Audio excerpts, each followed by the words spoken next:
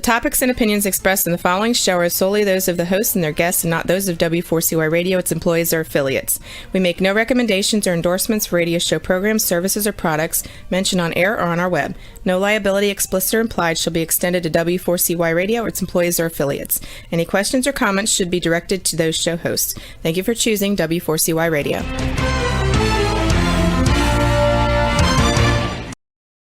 Welcome back, everyone, to the Geeks, Geezers, and Googlization Show, the home of Googlization Nation, where we talk with HR and business thought leaders about the crazy shift going on in the world of business, technology, and HR. Here's your host, Ira Wolf.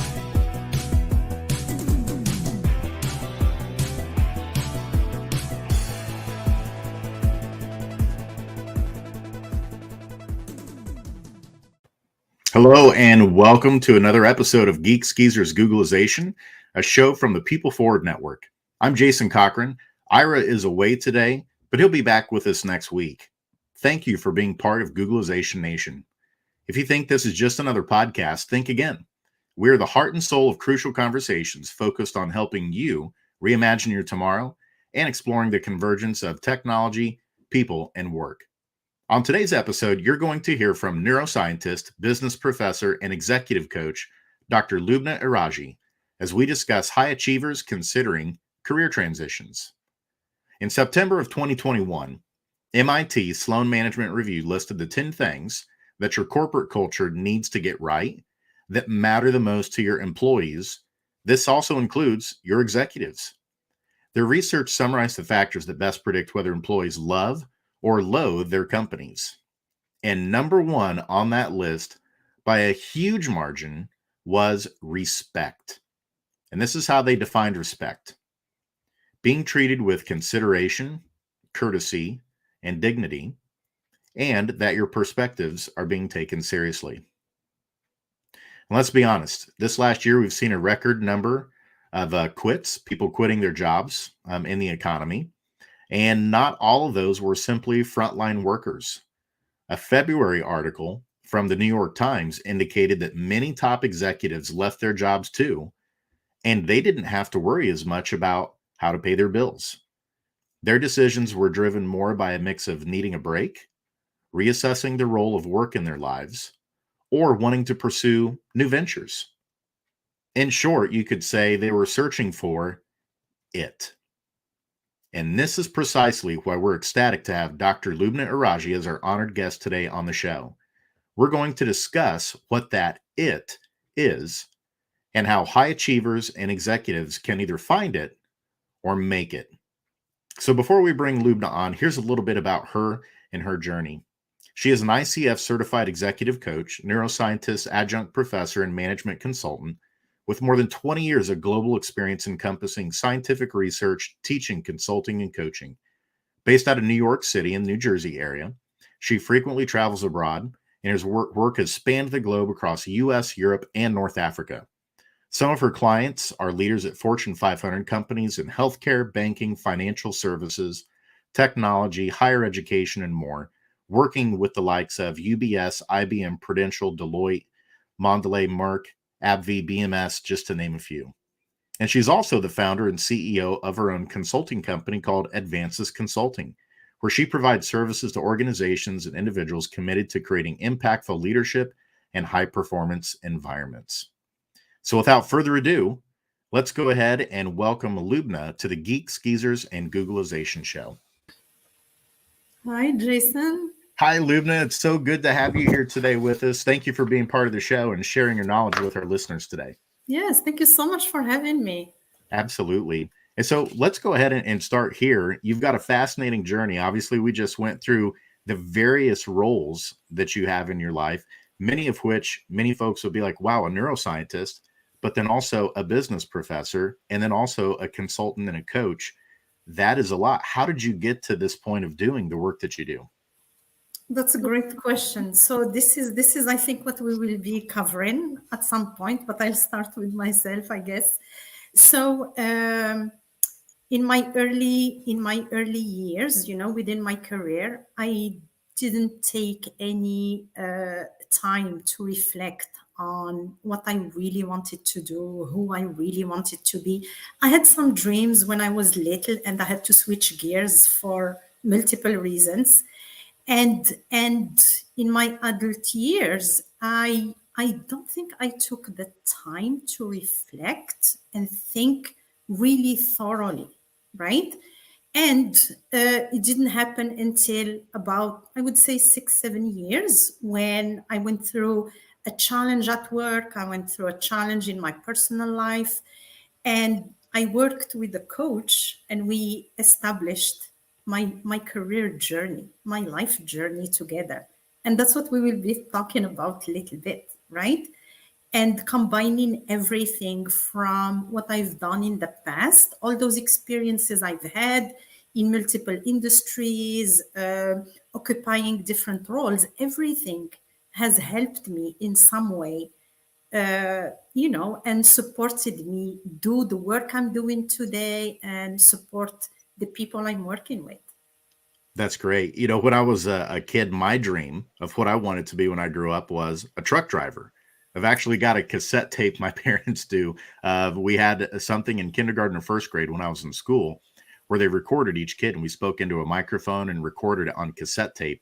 I'm actually, aging myself here. But, I said I want to be a truck driver, and then here are my reasons why. Well, obviously, I'm not a truck driver today. I'm doing something completely different. I'm curious, for you, were there certain aspirations that you had as a kid that you are doing right now, or is your journey completely different from what you were expecting? Yes. So there's one aspect that's a little bit a funny one, but I think somehow in our subconscious, there are things that stay there our whole life. And if we don't follow our passion and those dreams that we have, they keep coming back, right? Because as you know, the subconscious mind controls more than 90% of our thoughts, of our behaviors. And one way or the other, those dreams will come to surface. And I was going to ask you the same question, Jason. I was going to ask you if you bought a truck or if you did anything. I did have a pickup truck when I was in high school, so I got to live that dream a little bit. Now I just cart around my 4 sons and my wife most of the time. So I guess, I technically could go buy a truck to fit our large family in it. But maybe it has to do more with the freedom of being out on the road. Yes. So let me go back to your question. So one of my dreams was to become a pharmacist, and more specifically, focus on cosmetology, right? The science behind, developing beauty products. And I was very passionate about organic chemistry. I was super fascinated. But it didn't happen because when I graduated high school, I was 16 and a half. And my parents didn't want me to go to another country to study that. So this is what happened. And a few years ago, actually, when I started working at Rutgers Business School, I started teaching in the Masters of Business of Fashion. And I'm still teaching the students in the business of fashion. And we bring guest speakers in the beauty industry, the fashion industry. So somehow, some people were asking me, what's the connection? I mean, you don't have any fashion experience or expertise, but somehow there's something that stayed in the back of my mind and I could relate. I'm like, of course, I can teach these students. And in any case, the courses I teach, they're on management and entrepreneurship and branding. So it's still business related courses, but I'm still fascinated by the beauty and fashion aspect. So I love that. So you've figured out a way to take something that you're still passionate about, right? And infuse it into kind of like this bigger umbrella of the work that you're doing in the world. I'm curious in the stories you've heard with clients that you've worked with, and in a little bit we're going to get more into the specifics, the tips, the specific work that you do to help executives transition. But I'm curious, with those executives that you've worked with, what often are some of the obstacles or the barriers that you hear from them that get them thinking, why am I not living my dream? What's getting in the way? So the main thing I hear is that they feel stuck. They don't feel challenged in their positions anymore. They feel that something is missing. They feel that maybe they're missing out on opportunities out there, and they're constantly thinking maybe the grass is greener out there. So what should I do? How can I keep growing? How can I keep making an impact? How can I keep making sure that I'm not missing on the things that are out there? And they have no idea how to do it. So I would say this is like the main roadblock. Some people try to figure things out, but at the end of the day, it's about taking a step back and looking at their current situation and starting by being aware that things are not functioning the way they should be. So I would say, yes, while they're looking at those roadblocks and facing those challenges, I mean, the first step is to be aware that something is not working, right? And then trying to figure out what to do, ask around, and then work on it. That's great. And so being aware is really important as the first step. Are there some kind of like sure tell signs for people to know and understand, to be like, oh, if I'm feeling or I'm acting a certain way, this is kind of a red flag that it might be time for me to start thinking about a transition? Yes, usually it's when the motivation is going down, when people are feeling that their energy levels are going down, they feel drained, they feel unmotivated, and it starts reflecting on other areas of their life. Okay? Because, like I tell my clients, or that I keep repeating when I have discussions, we can focus on the job aspect, we focus on the career aspect, but at the end of the day, we are humans and we have different areas of our lives, right? The relationship aspect, the health and wellness, the financial aspect, self-love, partner love. There are different areas in our life that sometimes we just dismiss. And one of the things I have my clients look at, I mean, the very first thing they look at is the wheel of life. I ask them to rate themselves on a scale of 0 to 10 in each area. And then they rate themselves after we work together or a few months later, and they start seeing the change, which is fascinating. Yeah. That's fat. So I've got to learn a little bit more about the wheel of life. I'm sure this has got our listeners interested as well. Can you walk us through kind of a little bit more specifics as to what that wheel of life is and how it helps in this process of figuring out if it's time for a transition? Yes. So basically, like I said, the wheel of life has 8 different components. Okay, so the social aspect, the self-love, partner love, financial, the financial aspect, the career, the job, and you rate yourself. And what I noticed with my clients, sometimes they focus more on 2 or 3 areas and they neglect the rest, right?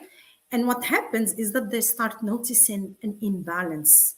They're not feeling happy. They're feeling lack of energy, lack of interest, lack of motivation, like I mentioned earlier.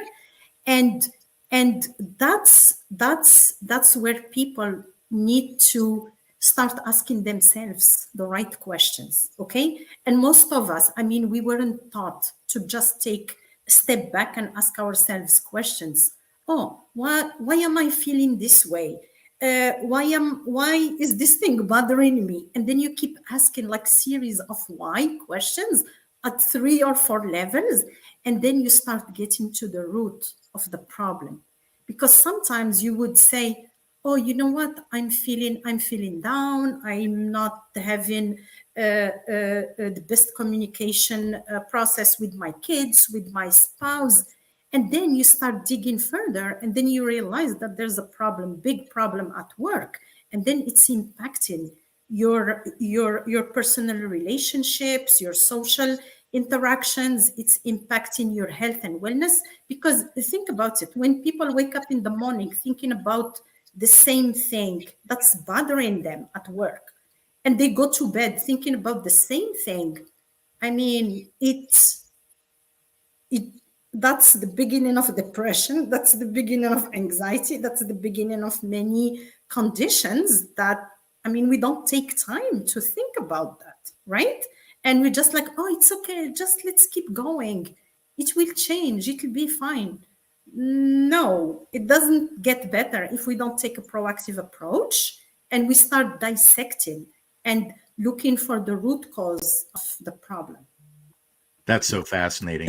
And I'm curious, Loubna, in your work, have you seen that particular aspect of like work bleeding into more aspects of your life and how you feel about yourself? Has that become amplified even more since COVID hit, where a lot of those traditional lines of work and personal life have become blurred? Has that introduced some additional complexity into this issue too?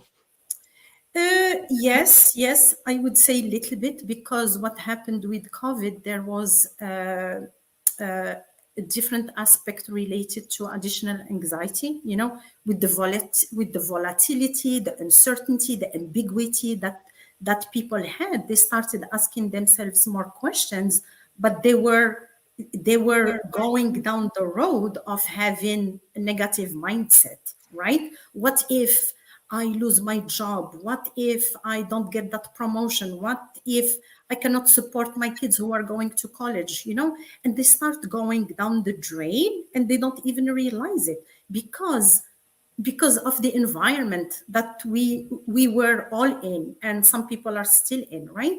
And then you're hearing people talk negatively, you're listening to the news and everything is negative, everything is depressing, right? So actually, one of the things I work on with my clients, like the very first thing, is to perform a self-discovery process, okay? And part of that self-discovery process includes also looking at the limiting beliefs, the blocks, the fears, right? Because the volatility in the environment, the ambiguity creates anxiety. And when we start thinking negatively, everything is impacted afterwards, right? Our thoughts become our behaviors become actions. So everything trickles down, and you want to stop that and nip it in the bud right away, right? I mean, it's not easy, it's not a magic wand, but again, I'll go back to the awareness aspect. When people are aware that they're thinking negatively and they react right away and they tell themselves, okay, this is a negative thought, I need to stop it, let's think positively. It's not always easy, okay? I'm not saying it's super easy, but the more we do it, the easier it gets. And then we start catching up to that, okay? So, yeah. I love that. And it makes so much sense in terms of the self-discovery. Like you've got to be in tune with your own emotions and what's going on internally. I saw you post something fascinating on LinkedIn the other day about doing a personal SWOT analysis.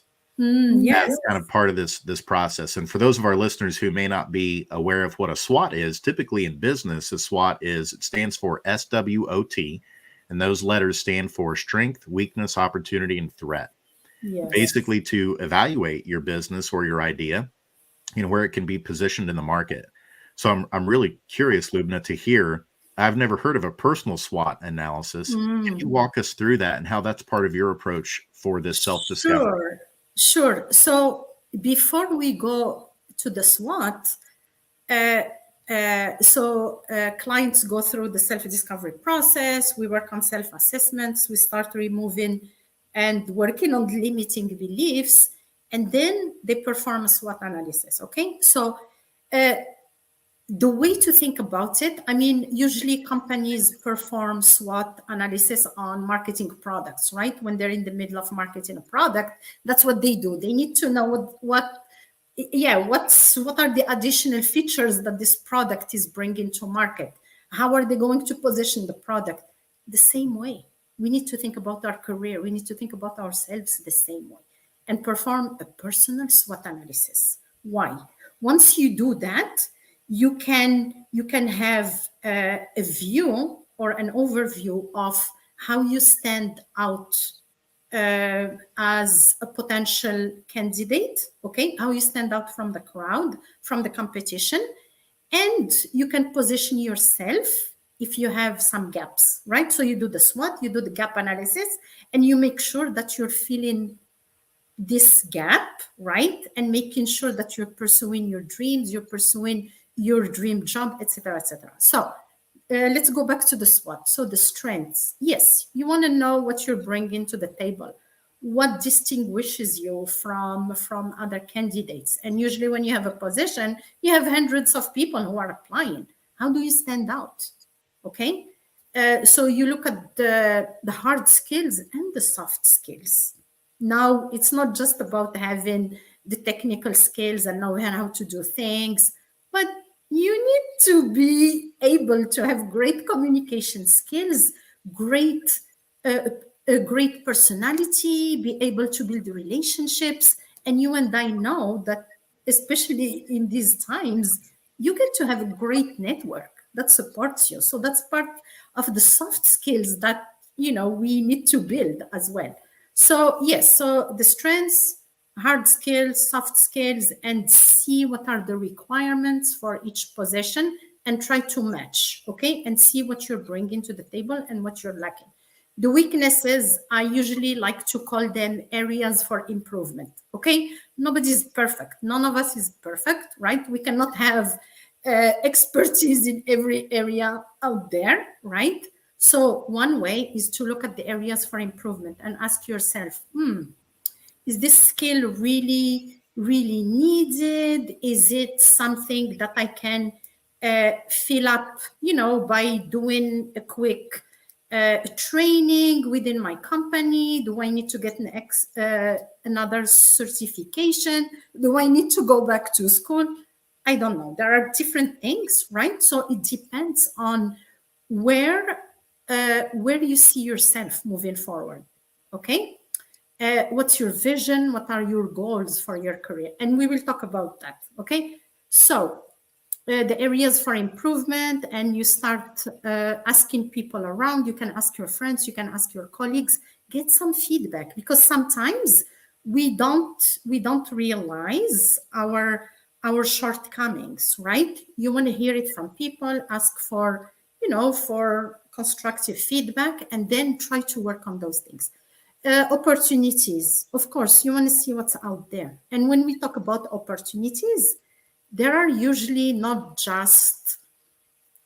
isn't just one opportunity, okay? And what I tell my clients, sometimes when they come to me, they think that they have only one option. No, there are always many options. And when we start opening our mind and having a positive mindset, then our brain starts supporting us, right? It starts working for us, and we start exploring what else is out there. All right. So when it comes to opportunities, ask around, connect with people, connect with previous colleagues, tell people what your goals are. And you never know, people will start reaching out, people will connect with you, and actually put it out there in the universe. All right. It's about manifesting. It's about asking for what we want. And when we really want something, things start happening for us. Okay. Threats. So the threats could be things like, I don't know, competition, right? It could be the competition. It could be that the job is not in the best geographic location. And basically, when you think about strengths and weaknesses, you think about them from an internal perspective. These are things we can control. The opportunities and the threats are usually external factors, right? And we have some type of control, but not as much as the strengths and weaknesses. That's absolutely brilliant. Yeah, and it makes me think of something one of my business partners shared too. He always talks about control your controllables. That's from Eric Branstetter. And it's always such a good reminder of, don't worry as much about those threats, like you said, that you don't have control over, but you do have control over how you're positioning your strengths, where you are finding asking other people where your areas for improvement and opportunity to grow are. And so those are the things that you really should be focused on in trying to get better. I'm curious. I've seen many people on LinkedIn now suggesting that you really don't need a resume anymore to get the job that you want. Do you agree with that or disagree with that? I know things have probably changed a little bit, but to what extent do you agree with that sentiment of a resume not being as important? I personally do not agree with that, because the resume, okay, it's a piece of paper, but that piece of paper is very important to connect with your future employer, right? It's a piece of paper that's going to convey your value proposition. It's a piece of paper that's going to help you position yourself and communicate the things you're bringing to the table, okay? All the projects you have worked on, everything you have achieved, and there are different ways of having a super impactful resume. And yes, I'm a big proponent of having a great resume that highlights the value proposition, that has a lot of information about what you have done and what you can do for a potential employer. All right. And it's a way to tell your personal and professional story, right? So yeah, no, I don't agree with that, and I don't even agree with the fact that people shouldn't send cover letters. Sometimes, so I know that more and more when people apply, they're not asked to send a cover letter. But think about it. If I had the choice, and I've been in that position in the past where I had to select people in my team, and someone who put the extra effort to send me a cover letter and tell me about who they are, why they want that position, why should I consider them? I mean, I will select, if I had to pick between two candidates, I will pick the one who really wants it, who's really hungry for that position, because I know that they will put their 100% effort to support the team and support the organization. So that's my point of view. I love it. Yeah, when I saw some of those posts on LinkedIn, and these were coming primarily from like chief marketing officers, basically suggesting rely more on your network to get your next job. And if you've done a good job of building your network, then you don't need a resume. And when I saw that, I was kind of scratching my head like, I get the emotion behind what you're sharing, like in terms of it is important to build out your network. But to suggest that you would only limit yourself to being able to work in places where you have a connection just wouldn't seem like the wisest thing if you were transitioning into a new role or trying to work somewhere else, that you still really do need that resume done in a proper way. Definitely. And I spend a lot of time working with my clients on their resume. Actually, it's mainly on the value proposition. So for me, the first section in a resume is the value proposition section, okay, or what some people call executive summary, but I call it value proposition. Why should I even keep reading your resume if you don't grab my attention right away? Okay, so basically the first half page is the most important, and you get to tell me how many years of experience you have. What type of projects you worked on? What did you lead? What did you achieve? What type of clients? Most of my clients have worked for Fortune 500 or 100. So I tell them, we need to have that in the value proposition. And I tell them to put some names, because this is how people connect, right? I mean, it's not about bragging like I hear very often. We are positioning ourselves, and if we don't do it, nobody's going to do it better than us. And think about it, Jason, what we were discussing earlier, the hard skills and soft skills. Having a networking strategy is part of the soft skills, right? You're connecting, you're building relationships, you're positioning yourself in a way to tell people, you know what, think about me when something opens up. But on the other hand, you want to remind them about what you're bringing to the table. And sometimes people forget. Even during the interview, I keep telling my clients, listen, you go to interview, you're going to talk about your value proposition, and I want you to say it at least 3-4 times, because people forget, okay? They forget even during that, like those 30 minutes of interview, right? You want to remind them that you're the best candidate and they should consider you. So yeah, resume, no. I love that.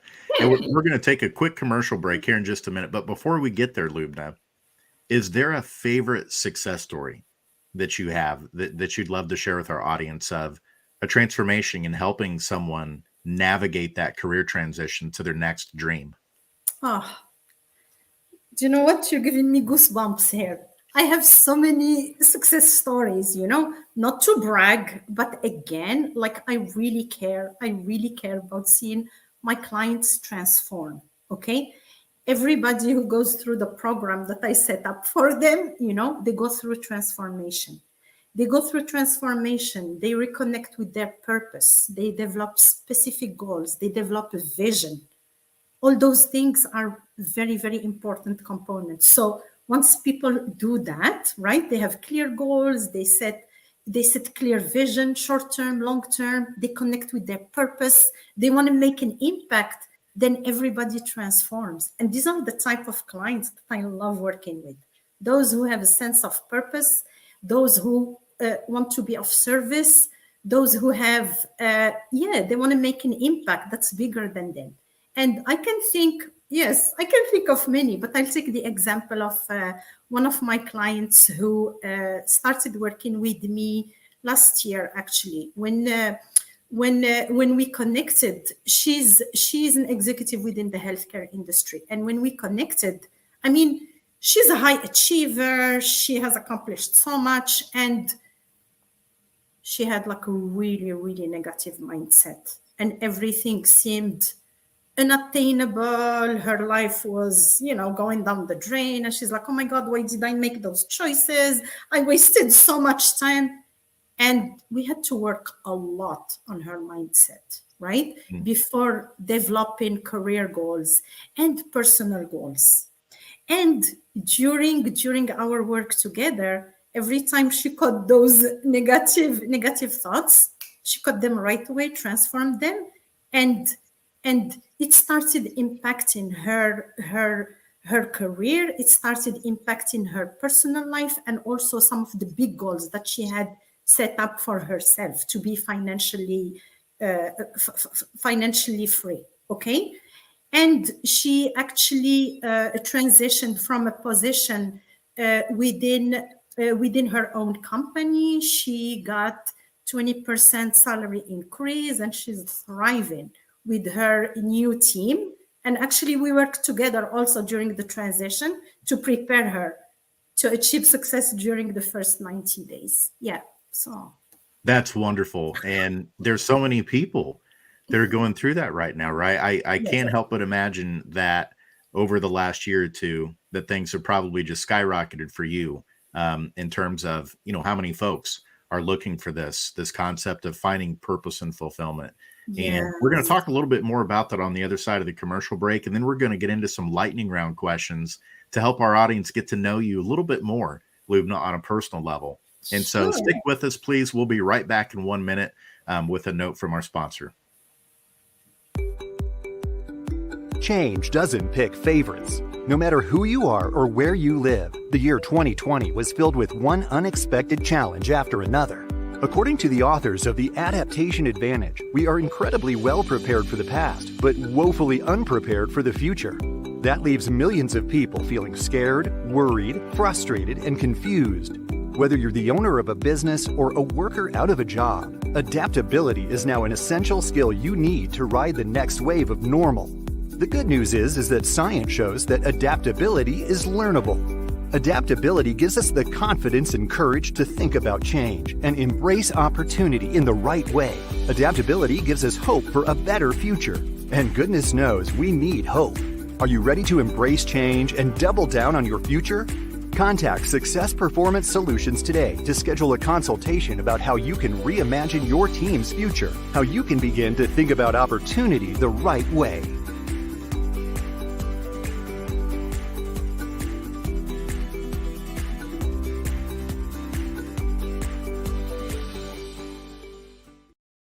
And welcome back, Googlization Nation. We are thrilled to have Dr. Loubna Erraji with us today, sharing her expertise around helping high achievers and executives with career transitions and finding their purpose and fulfillment in the world. And we've had a fascinating discussion on that so far.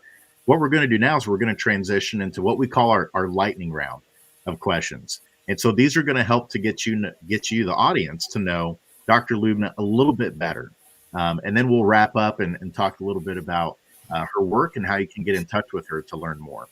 All right, so Loubna, here we go. You ready for the lightning round? Sure. I promise. It doesn't have to be super fast responses. You can think about your responses. I promise. All right. What was your hardest moment as a speaker? Oh.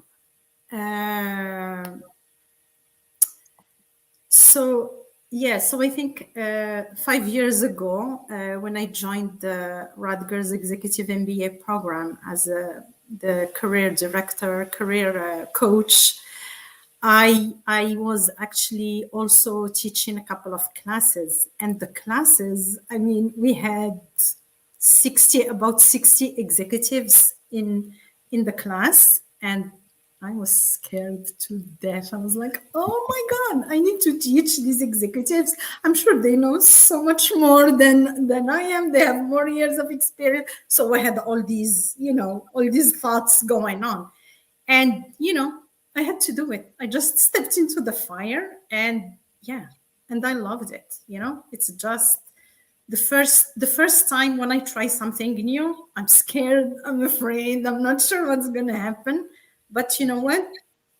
We need to step into the challenges. And since then, it's actually prepared me. It's prepared me a lot to what I'm doing now, right? If you think about it, these are like different things that prepared me to, That's so cool. Yeah, I was about to say, it sounds like you had to use some of your expert coaching on yourself in that moment to help you work through and overcome some of those fears. Oh, definitely. And you know what, Jason, I also work with coaches. I coach people, and I constantly have at least one or two coaches supporting me in other areas, because I also have those limiting beliefs. I need to keep myself in a good mindset, right? And it's human. It's a human. Absolutely. I often share, I'm a psychologist, and I go to a psychologist to kind of help me work through some grief and loss of loved ones.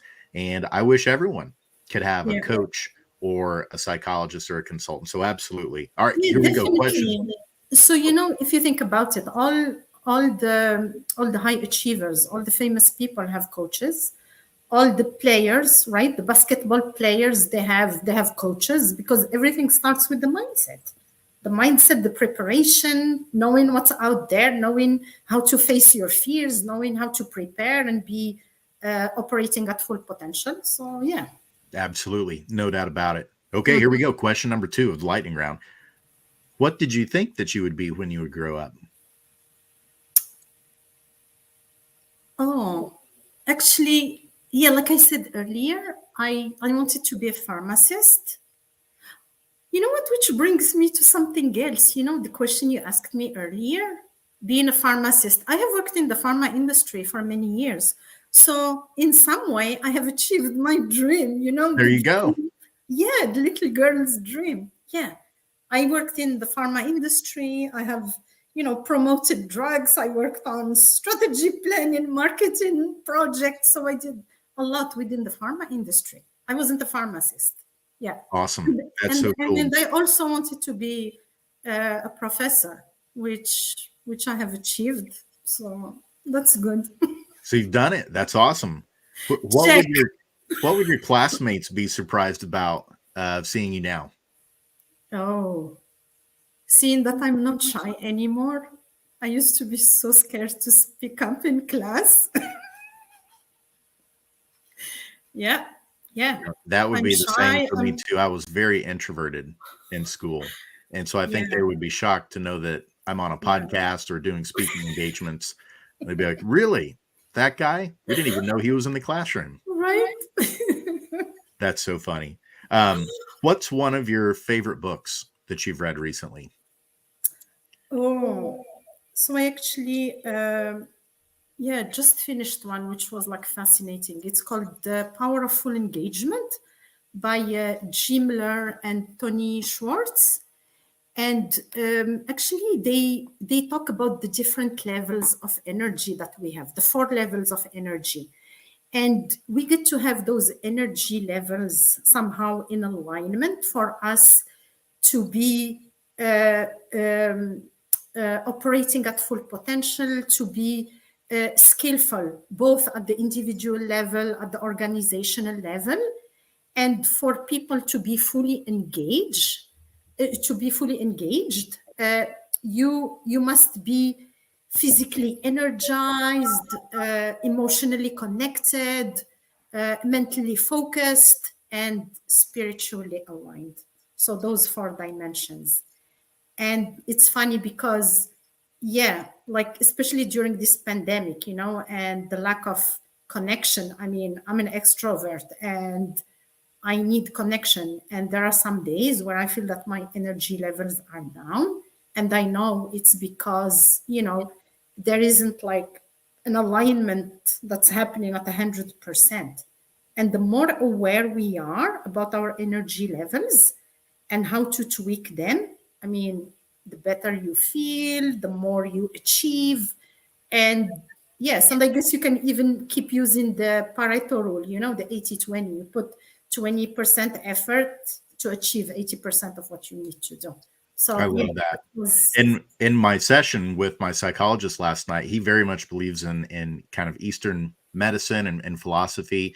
He was talking about energy, and he asked me the question. He goes, "Do you believe ideas, thoughts, emotions actually have physical energy?" And it really got me to thinking, like, absolutely they do. And they cause vibrations, in terms of who we are and who we attract and how we interact with other people. And so I love that you shared some pieces there about energy in that book. That'll be a great resource for people. How about a word of the year? Do you have a word of the year for 2022? Yes. This year it's about expansion. So my goal for this year is to expand my horizon to new possibilities, both at the personal level, the professional level, and I want to expand beyond my comfort zone, right? I want to expand partnerships opportunities, like the one we're having right here. And yes, and I've been making like very intentional effort to develop those partnerships and expand. Yeah. So I love it. Yes. And then the last lightning round question, a year from now, what do you think will be the topic that we're talking about together? Oh, there's something that's in the back of my mind, and a lot of people have been asking me and encouraging me. It's going to be my book, Jason. And I think, can you please hold me accountable? Absolutely. Anything I can do to help. I'm excited. What's your book about? My book is about my journey. It's about, people challenges, executives challenges, going through transition. And I'm going to put all the things I have learned, the things I'm still learning. And, I actually was listening to Jim Quick recently. He was sharing some recommendations on how to smash procrastination, right? And I think I've been procrastinating a little bit to write my book. And he said, when you start something, just break things down into manageable chunks. And I will commit to writing 1 paragraph a day or 2 sentences a day. How about that? So there you go. Absolutely. I'm trying to work on a book as well. And without an accountability partner, I'm just kind of floundering around, Loubna. So anything I can do to help, I'm happy to. So here we go. We can hold each other accountable. And you know what? It's super important, right? Absolutely. Yeah. Absolutely. Okay, great. Perfect. Well, Loubna, this has been fascinating. Before we let you go, what are some ways that people can get in touch with you? Oh, I'm on LinkedIn, Loubna Erraji. Okay. I love connecting to people all the time. Connect with me. And if you need support or have any questions, don't hesitate to connect with me. Yeah. And then my website is advancesconsulting.com. And yeah, I'm always up for expanding my network. Perfect. Well, we thank you for joining Googlization Nation today and sharing your expertise and insights with us. And we hope that you'll come back again in the future. And that way we can talk about your book too when it's ready. Yes. Thank you so much for inviting me and considering a discussion with me. I'm very flattered. Thank you so much, Jason. Thank you. Thank you, Loubna. Thank you. So Googlization Nation, there you have it from one of the leading experts in the world on helping executives and high achievers with career transitions. And like we started the show, let's be honest, a lot of people are thinking about that right now. We talk about on this show how people are asking existential questions like, who am I? They're thinking about their mortality, what kind of legacy and impact they want to have, what kind of a parent they're being, what kind of a spouse they're being. And work impacts those things now more than ever since those lines have become blurred.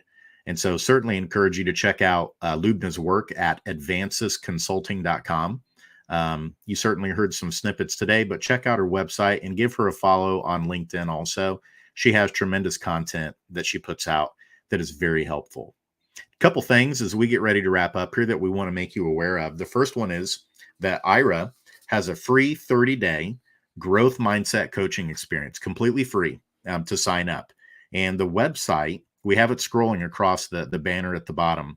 But if you go to rebrand.ly/mindset beta, you can be one of the beta testers for this 30-day growth mindset coaching experience that's around growth mindset. And it's through the AQ Plus, AQAI adaptability pieces that Ira is a guru in and is helping people with. So certainly encourage you to sign up for that if you're interested.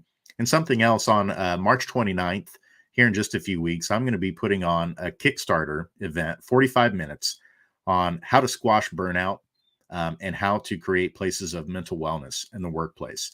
So I'm going to give it to you through the business leader lens, but also the psychologist lens of how we need to start creating certain organizational structures to really help prevent and address burnout and make sure that we're helping our people with their mental health and mental wellness. And in order to sign up for that, it's a completely free event, doing it through LinkedIn. You can go to attend.zoho.com/9J65. And we've got that banner on the program as well here. Well, that does it for this week's episode. Ira will be back with us next week, so we'll look forward to seeing him then. Want to thank you, our listeners, Googlization Nation, for tuning in as always. If you haven't subscribed on your favorite podcast platform, we'd love for you to do so. And then also, if you're willing, please leave us a review. We'd love that as well.